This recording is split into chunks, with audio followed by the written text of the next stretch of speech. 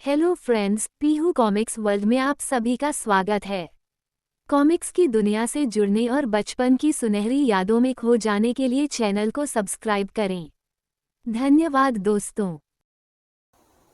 आज हम पढ़ेंगे राज कॉमिक्स में सुपर कमांडो ध्रुव का अगला भाग, जिसका नाम है स्वर्ग की तबाही। स्वर्ग की तबाही। लेखक अनुपम सिन्हा जी, संपादक मनीष चंद्र गुप्ता।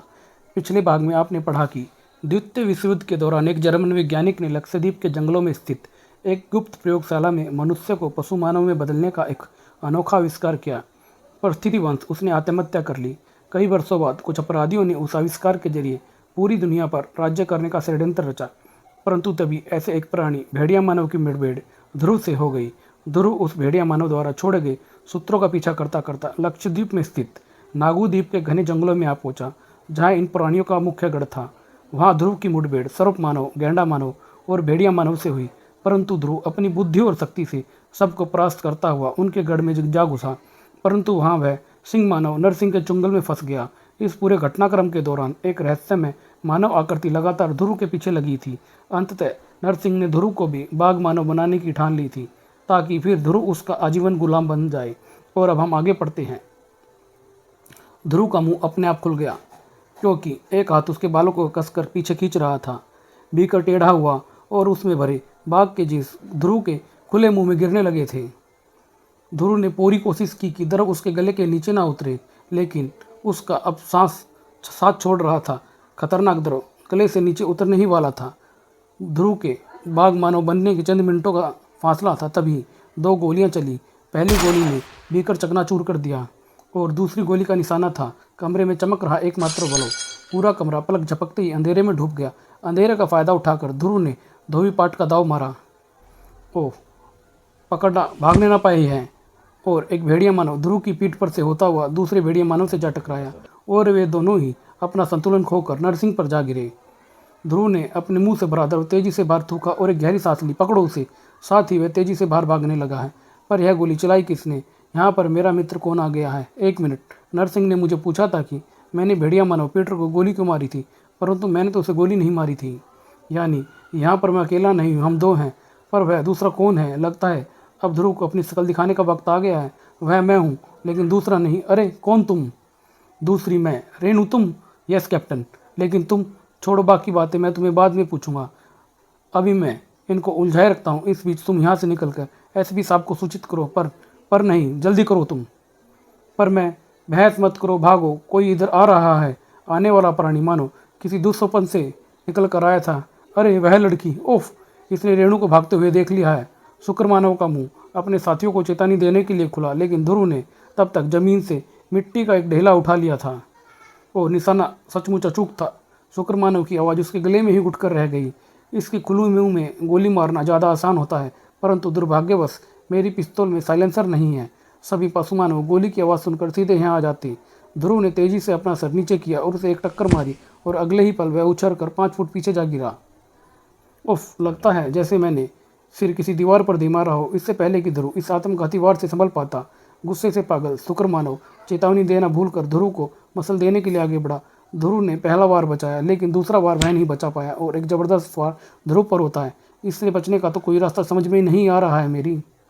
रास्ता तो है, यह एक संकरा गलियारा। ध्रुव तेजी से संकरे गलियारे में लपका और क्रुद्ध शुक्र मानव भी बिना कुछ सोचे समझे तंग गलियारे में घुस जाता है ध्रुव के पीछे। पर वह ज़्यादा आगे नहीं बढ़ पाता है। यह तो क्या, मैं तो गलियारे में फंस गया हूँ। मैं हाथ तक नहीं हिला पा रहा हूँ। ध्रुव का फिर तेजी से हाथ घूमता है और 2 उंगलियां उसने अपने निशाने पर जा मारी और उस शुक्र मानव की आंखों को उसने फोड़ दिया है। अब यह किसी को यह नहीं बता पाएगा कि मैं किधर गया हूँ। ओह, यह चिल्लाहट कैसी है? यह तो शुक्र मानव जिलान की चीख है। चलो देखे क्या हुआ है। शुक्र मानव तब तक तंग गलियारे से वापस निकलकर कामयाब हो गया था। क्या हुआ जिलान? स्वामी, मैं अंधा हो गया हूँ स्वामी। उसने मेरी दोनों आंखें फोड़ दी। हाँ, किसने? ध्रुव ने। ध्रुव ध्रुव ध्रुव, मैं पागल हो जाऊंगा। वो किधर गया है? मैं देख नहीं पाया। उफ, तो इसलिए उसने तुम्हारी आंखें फोड़ दी हैं और भाग गया है।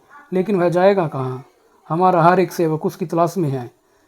बकरे की खैर माँ कब तक खैर मनाएगी? जगो और तुम मेरे साथ आओ। जो आगा स्वामी।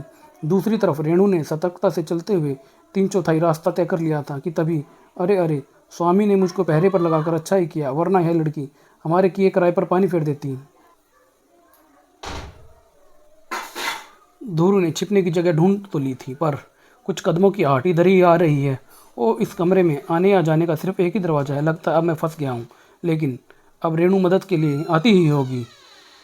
ड्रेनों की फड़फड़ाहट सुनकर रेणु मुड़ी, लेकिन तब तक देर हो चुकी थी और बाज मानव रेणु को लेकर वापस गढ़ की तरफ रवाना हो गया। ध्रुव की उम्मीदों की आखिरी कड़ी भी टूट गई थी। दूसरी तरफ लक्षद्वीप से दूर भारत की धरती पर इस बीच घटनाएं दूसरा ही मोड़ ले रही थी। पापा, मुझे तो चिंता हो रही है। 2 दिन होने वाले हैं और ध्रुव भैया की अभी तक कोई खबर नहीं आई है। श्वेता की चिंता बिल्कुल सही है। आप तो बाप नहीं पत्थर हैं। इतने दिन बाद बेटा मिला है और उसको भी तुम और उसकी माँ सुबकने लगती है। रो मत निशा, उसे कुछ नहीं होगा, बल्कि मुझे तो उन पशु मानवों पर दया आ रही है कि उनका सामना ध्रुव से है। खैर, मैं अभी तुरंत स्पेशल पोजीशन का इंतजाम करके लक्षद्वीप रवाना होता हूँ। मेरे रहते ध्रुव पर कोई आँच नहीं आ सकती है। पापा, मैं भी चलूँगी। अरे, तू क्या करेगी वहाँ पर? तू चुपचाप यहाँ बैठकर अपना वही शौक पूरा कर, इलेक्ट्रॉनिक्स की नई नई चीज़ें बनाने वाला, समझी? नहीं पापा, जब तक मैं ध्रुव भैया को ठीक ठाक नहीं देख लेती मुझसे कोई काम नहीं होगा। अच्छा ठीक है, तू जीती और मैं हारा, जा कपड़े पैक कर ले। उधर ध्रुव के लिए मुसीबतें अभी शुरू ही हुई थी कि जगुआर हमें ध्रुव को कम नहीं आंकना चाहिए। सर्प मानो, नूरा गेंडा मानो, रसू का और शुक्र मानो, जिलान को हरा देने वाला लड़का मामूली नहीं हो सकता है। और भेड़िया मानो, शकुर गाँव को भी स्वामी। हाँ, इसलिए तुम सौर किरण कक्ष पर पहरा और कड़ा कर दो। अगर उसको किसी तरह ये पता चल गया कि हमारी मुख्य मशीन उसी कमरे में है जो सूर्य की किरणों को एकत्रित करके इन कलाई वाले पट्टों को चालू रखती है, तो वह उसको नष्ट करने की कोशिश जरूर करेगा। उस मशीन के नष्ट होने से हमारे पट्टों की शक्ति भी खत्म हो जाएगी और उसके बाद क्या होगा यह मुझे तुमको बताने की ज़रूरत नहीं है। तो यह है इनका मुख्य भेद। मैं समझ गया हूँ स्वामी। मैं अभी तभी स्वामी, यह लड़की हमारे गढ़ की तरफ से भाग रही थी। कौन है ये लड़की? हाँ हाँ, तो ऐसे कुछ नहीं बताएगी। यह जरूर ध्रुव की सहेली होगी। इसको सावधानी से बंद कर दो। ध्रुव को बचाने के लिए गोली इसी ने चलाई होगी। उफ, यह क्या हो गया? यह जल्दी ही हमारे काम आएगी। और वह जोरदार ठाका लगाकर हंसने लगता है। ध्रुव असहाय सा देखता रह गया। इस वक्त अगर मैंने रेणु को बचाने की कोशिश की तो हम दोनों में से कोई भी नहीं बच पाएगा। और सुनो जगुआर, भेड़िया मानव, पीटर को जिस तरह से आंख में गोली मारी गई थी उससे मैं बहुत चिंतित हूँ। वैसे मैं तुम सबको बता चुका हूँ कि गोलियाँ हमारे शरीर पर असर नहीं करेगी, परंतु फिर भी तुम सभी गश्त सेवकों को बुलेट प्रूफ शीशे के चश्मे पहनने का आदेश दे दो। बहुत अच्छा स्वामी। दोनों आकृतियाँ धीरे धीरे कमरे से बाहर निकल गई। अब सबसे पहला काम है रेणु को आज़ाद कराना और इसके बाद वह मशीन नष्ट करना जो इस सारे झगड़े की जड़ है। और वहाँ से कुछ ही दूर मील पर, आइए सर, लक्षद्वीप में आपका स्वागत है। आपका टेलीग्राम हमको अभी अभी मिला है सर। एसपी शेर खान कहाँ हैं? वे शहर के दौरे पर गए हैं, अभी आते ही होंगे। जब तक आप आराम कीजिए सर। मैं यहाँ आराम करने नहीं आया हूँ। आप तुरंत वायरलेस से मिस्टर सेनखार को खबर कीजिए। मैं उन्हें 15 मिनट के अंदर अपने सामने देखना चाहता हूँ। Yes sir. शाबाश पापा, आपने अच्छा किया। और ठीक 15 मिनट बाद एसपी शेर खान आईजी राजन के सामने भीगी बिल्ली बनकर खड़ा था। पर सर मैंने तो इसे मनगढ़ंत बात समझा था। बहुत खूब, यानी कोई 500 मील दूर चलकर आपको मनगढ़ंत गप्पे सुनाने आएगा? वो sir, I am sorry sir. आप तुरंत स्पेशल पुलिस फोर्स का इंतजाम कीजिए। यह छानबीन मैं खुद करूँगा शीघ्र ही। हाँ सर। मिस्टर ध्रुव यहीं पर रुके थे का मतलब मैनेजर? सर, वे कल शाम को अपनी मोटरसाइकिल से कहीं चले गए हैं। कहाँ गए यह पता नहीं, लेकिन तभी मोटरसाइकिल। साहब, मैं जानता हूँ साहब। बताओ तो कुछ इनाम मिलेगा बताइए।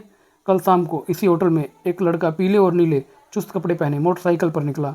और साहब, तभी एक लड़की दौड़ती हुई आई। उसने मुझसे मोटरसाइकिल का पीछा करने को कहा। ध्रुव का पीछा? फिर वे दोनों कहाँ तक गए? जंगल के छोर तक साहब। आइए, मैं आपको वहाँ तक लेकर चलता हूँ। चलो शीघ्र ही। यह तो भैया की मोटरसाइकिल है पापा। यानी ध्रुव कल शाम को जंगल में गया और अब तक नहीं लौटा। आओ सविता, अब एक क्षण भी व्यर्थ करना ठीक नहीं है। दूसरी तरफ ध्रुव अभी पशु मानवों के चक्र में ही फंसा था। उफ, अभी तो मुझे यहाँ तक नहीं पता कि इन प्राणियों ने रेणु को बंदी कहाँ बना कर रखा है। रेणु भी परेशान थी। ध्रुव अब तक यही समझ रहा होगा कि मैं मदद लेकर आ रही हूँ। उसको यह बताना बहुत ज़रूरी है कि मैं यहाँ पर बंदी हूँ, पर मैं कैसे करूँ? हाँ, एक रास्ता है। ये लोहे के पाइप जिनके अंदर से बिजली के तार गए हैं पूरी इमारत में फैले हैं। अगर मैं इनसे संदेश भेजूँ तो ध्रुव इस इमारत में जहाँ कहीं भी होगा मेरा संदेश ज़रूर सुन लेगा।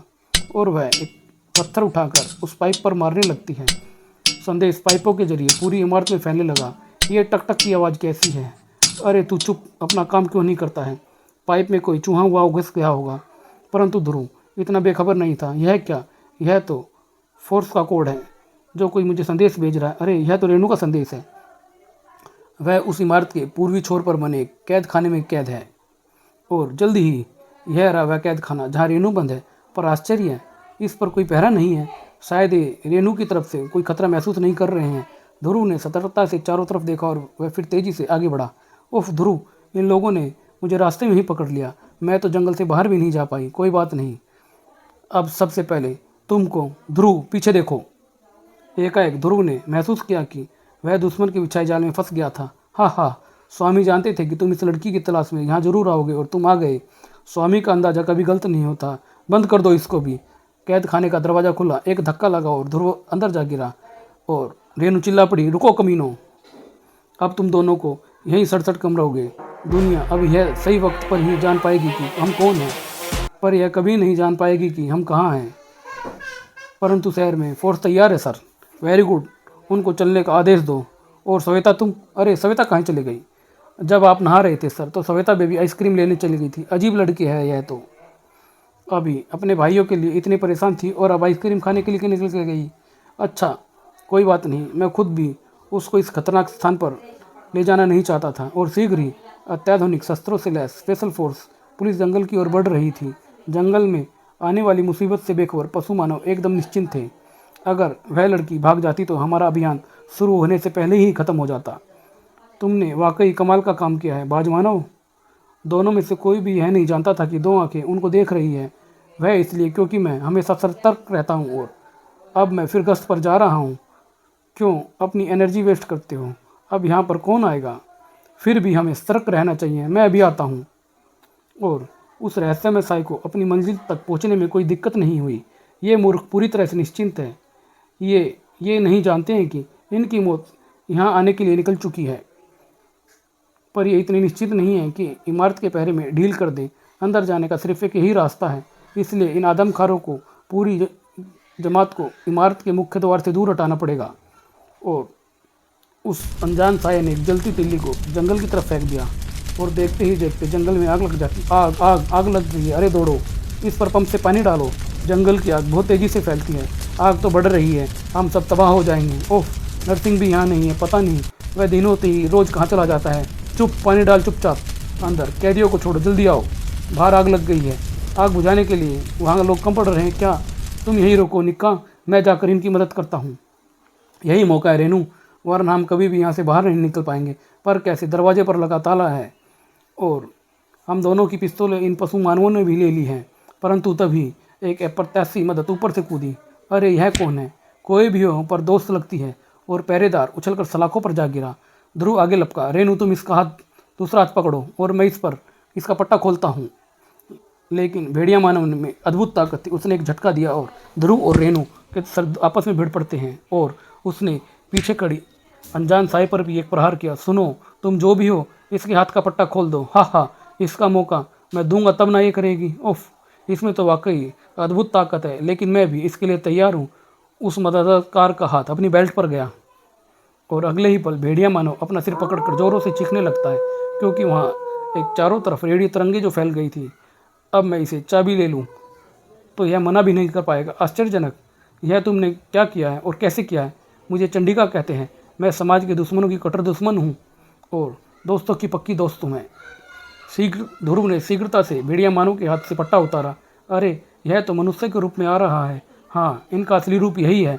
ध्रुव का एक कराटा चाप भेड़िया मानव की गर्दन पर पड़ा और वह वहीं धराशायी हो गया। अब यह हमें परेशान नहीं करेगा। आओ, अब पहला काम वह मशीन नष्ट करना है जो इनके पट्टों को ऊर्जा सप्लाई करके इनको पशु मानव बनाए रखता है। मशीन कक्ष? ये मशीन कक्ष क्या है? हाँ, नरसिंह ने मुझको अनजाने में ही यह रहस्य बता दिया है। पर चंडिका, तुमने उस भेड़िया मानव के साथ क्या किया था? पराध्वनि तरंगे यानी अल्ट्रासोनिक वैक्स मेरी बेल्ट में लगे इसी यंत्र से। आवाज़ की आवृत्ति बहुत अधिक हो जाने पर यह तरंगे पैदा होती है। हम मनुष्य इसको सुन नहीं पाते हैं, लेकिन पशु सुन लेते हैं। पशु रूप में वह भेड़िया मानव यही भी शोर सुनकर सिर पकड़कर बैठ गया था। अगर वह और थोड़ी देर तक यह शोर सुनता तो उसका मस्तिष्क नष्ट भी हो सकता था। वाह, एक खबर और है ध्रुव, तुम्हारे पिता पुलिस फोर्स लेकर इधर ही आ रहे हैं। अब इन प्राणियों का अंत निश्चित है। मेरे पिता यहाँ पर। ध्रुव यह सुनकर हैरत से उछल पड़ता है। यह आखिर है कौन और मेरे बारे में इतना कैसे जानती है? खैर, अब यह सोचने का वक्त नहीं है। चंडिका, इस सूचना से अब हम पूरी योजना बदलनी पड़ेगी।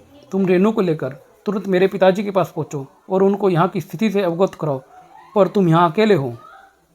बहस मत करो। हो सकता है उनको पशु मानवों की शक्ति का सही अंदाजा ना हो। रेणु का इस वक्त अकेले जाना ठीक नहीं है। ठीक है, बेस्ट ऑफ लक ध्रुव। बाहर का मोर्चा तो पुलिस संभाल लेगी, लेकिन अंदर का पूरा मोर्चा मुझे अकेले ही संभालना है। बाहर आओ रेनू। वे अभी तक आग बुझाने में व्यस्त है, जो आग मैंने ही लगाई है।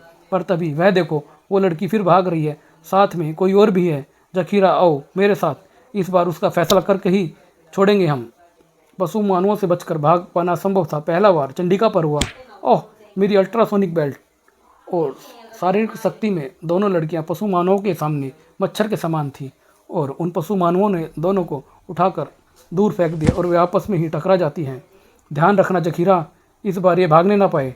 तुम इधर से पकड़ो, मैं उधर से पकड़ता हूँ। दोनों भेड़िया मानव दो तरफ से बढ़ते हैं। अगले ही पल दोनों लड़कियों के बदन हवा में उछले और हमारे वारों का इन पर कोई असर नहीं होता है, लेकिन एक दूसरे के वारों का तो असर होगा इन पर। और इस तरह से वो दोनों भेड़िया मानव एक दूसरे से टकरा जाते हैं। आओ रेनू, जल्दी यहाँ से निकलते हैं। और उधर चिप चिप सेवको, पुलिस आ रही है। क्या क्या कह रहे हो तुम? क्योंकि बाज मानवों ने उनको वह सूचना दी। कमांडर, बाहर पुलिस आ रही है। और वह क्या? ध्रुव और वह लड़की भाग निकले हैं। क्या? तुम तुरंत जाकर मशीन कक्ष पर पहरा और कड़ा कर दो और सभी सेवकों को आदेश दो कि वे पुलिस से मोर्चा लें। उनका एक भी सिपाही जिंदा वापस नहीं जाना चाहिए। लगता है बाहर पुलिस आ गई है, जो ये बाहर की तरफ भाग रहे हैं। ध्रुव का ख्याल एकदम सही था। पुलिस बाहर आ चुकी थी। यही है हमारी मंजिल। जवानों, पोजीशन ले लो। तभी, अरे रेनू, तुम और ये कौन है तुम्हारे साथ? ये बताने का वक्त नहीं है सर। ध्रुव अभी तक अंदर ही है और इन प्राणियों के पास अत्याधुनिक शस्त्रों का भारी स्टॉक है। ये जब तक इसी रूप में रहेंगे, इनको हरा पाना बहुत मुश्किल है। इसी रूप में यानी? हाँ सर, ये प्राणी वास्तव में मनुष्य ही हैं और अपनी कलाई पर बंधे पट्टों की वजह से ये जानवर नुमा बने हुए हैं। Oh my God! तभी उन पर कुछ गोलियां चलती है। बचिए, मेरा मतलब कि आईजी साहब। लेकिन तभी इमारत की ओर से जोरदार फायरिंग शुरू हो गई है। पुलिस के जवानों ने भी जवाबी फायरिंग शुरू कर दी। सर, घने पेड़ों के कारण हमारी सारी गोलियां व्यर्थ जा रही हैं। गोलियां चलाना बेकार है। हमला करो उनके ऊपर। अरे, यह सब तो हमारी तरफ ही भागते आ रहे हैं। मशीन गन चलाओ। परंतु मशीन गन की गोलियां भी पशु मानवों पर अप्रभावी रही और पुलिस खेमे में तहलका मच गया, क्योंकि पशु मानवों ने उनके ऊपर आक्रमण जो कर दिया था। ऐसे एक जानवर को मैंने आंख में गोली मार कर ख़त्म किया था, पर इस वक्त इन्होंने बुलेट प्रूफ शीशे के चश्मे पहन रखे हैं। पशु मानवों का हमला ज़बरदस्त था और वहाँ पुलिस फोर्स में खलबली मच जाती है। परंतु तभी एसपी राजन शेर खान पर चीख पड़ते हैं। ओह, क्या हुआ शेर खान? गोली सर। मुझे गोली लगी है सर। राम सिंह, तुम एसपी साहब को लेकर तुरंत अस्पताल पहुंचो। नहीं सर, नहीं, इस मोर्चे में अपना एक भी सिपाही कम नहीं होना चाहिए। मैं अपनी देखभाल मैं खुद कर लूँगा। मैं पट्टी बांध कर अभी आता हूँ सर। यहाँ की फिक्र मत करना, तुम अपनी तबीयत देख कर ही आना। इधर पुलिस के जवान एक एक करके कम हो रहे थे और दूसरी तरफ पशु मानवों का पलड़ा भारी हो रहा था। और तभी वो देखते हैं कि नरसिंह आ गए। अरे वाह, नरसिंह आ गए। नरसिंह की उपस्थिति से पशु मानवों का जो दोगुना और तिगुना हो जाता है। सेवकों, गोलियां हम पर बेअसर हैं और अब तुम आगे बढ़ो और इनको गाजर मूली की तरह काट डालो। इनके एक भी सिपाही की जिंदगी हम सब की मौत है। चंडिका, यह क्या हुआ? मैं ध्रुव की मदद के लिए अंदर जाना चाहती थी, पर अब वह संभव नहीं है। दिखता है पशु मानवों ने चारों तरफ हाहाकार मचा दिया था, लेकिन फिर भी पुलिस के जवान साहस का दामन नहीं छोड़ रहे थे और मुकाबला कर रहे थे। आईजी राजन भी किसी से पीछे नहीं थे। मुझ में अब भी इतनी शक्ति है कि तुम जैसे नाली के कीड़ों से बखूबी निपट सकता हूँ मैं। नाली के कीड़े से तो निपट सकते हो आईजी साहब, लेकिन जंगल के शहंशाह की एक दहाड़ से ही तुम्हारा दिल धड़कना बंद कर देगा।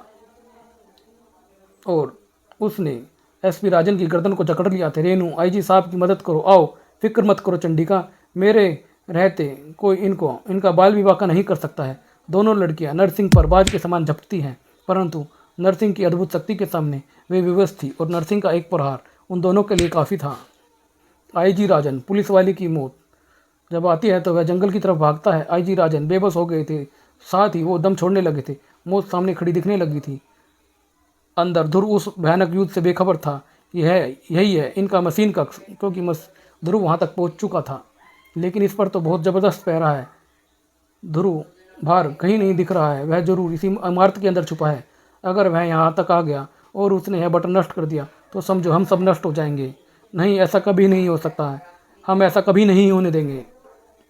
तो मुझको रोकने की भरपूर कोशिश कर लो कमीने, क्योंकि मैं यहाँ आ गया हूँ तुम्हारी मौत बनकर, और मुझको रोक पाना असंभव है। इस बटन को नष्ट करने से मुझको अब साक्षात शैतान भी नहीं रोक सकता, और ध्रुव उन पर कहर बनकर टूट पड़ता है। ध्रुव का निश्चय दृढ़ अवश्य था, परंतु पशु मानवों की संख्या बहुत अधिक थी। पकड़ लो इसको, छूटने ना पाए, इसको बटन तक मत पहुंचने दो, वरना मुकाबला किसी भी नज़र में बराबर का नहीं था। लेकिन ध्रुव की रगों में उबलते खून ने पशु मानवों की शक्ति को तहस नहस कर दिया।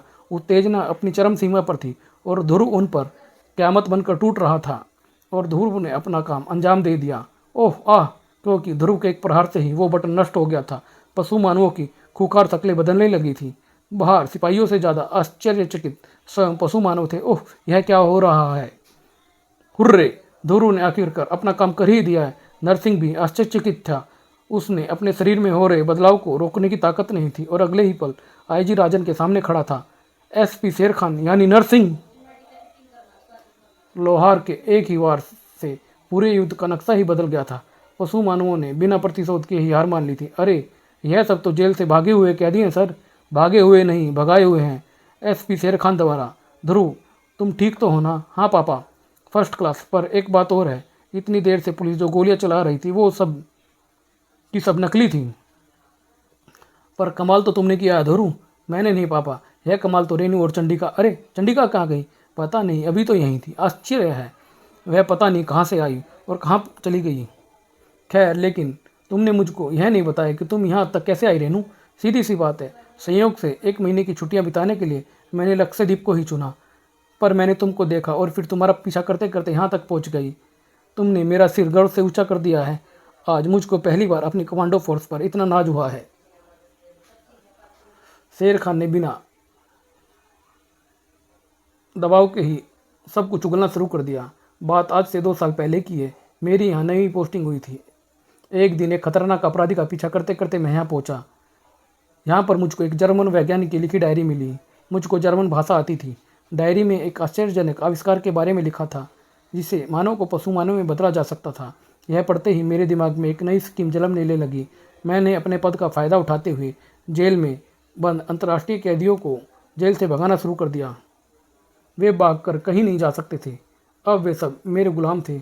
हालांकि उनमें से यह कोई नहीं जानता था कि उनका स्वामी वास्तव में शेर खान है। मैंने हथियार इकट्ठे करना शुरू कर दिए।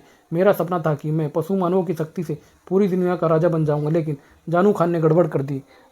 ना वह शहर जाता और ना ही उसकी ध्रुव से मुठभेड़ होती, और ना ही ध्रुव यहाँ आता। पर मुझको अभी तक यह यकीन नहीं होता है कि इस बच्चे ने ही पशु मानवों की शक्तिशाली साम्राज्य को ख़त्म कर दिया है। हाँ, क्योंकि यह बच्चा नहीं है शेर खान, इसका नाम है सुपर कमांडो ध्रुव। और फिर घर वापसी पर, उफ ध्रुव ध्रुव, तुमने तो मेरी चिंता के मारे बुरा हाल कर दिया था। तुमको मेरी चिंता थी मम्मी, पर इस बंदरिया को नहीं थी क्या? उधर मैं मौत से जूझ रहा था और यह चटोरी आइसक्रीम खा रही थी, और उसकी बहन जाकर अंदर से अपना कमरा बंद कर लेती है। क्या आप सब भी यही समझते हैं कि मैं आइसक्रीम खा रही थी? ओह, ये क्या, चंडिका की ड्रेस, और वो भी ध्रुव की बहन के कमरे में। क्या आप समझते हैं कुछ? और यहाँ इनके ही समाप्त होता है। धन्यवाद दोस्तों।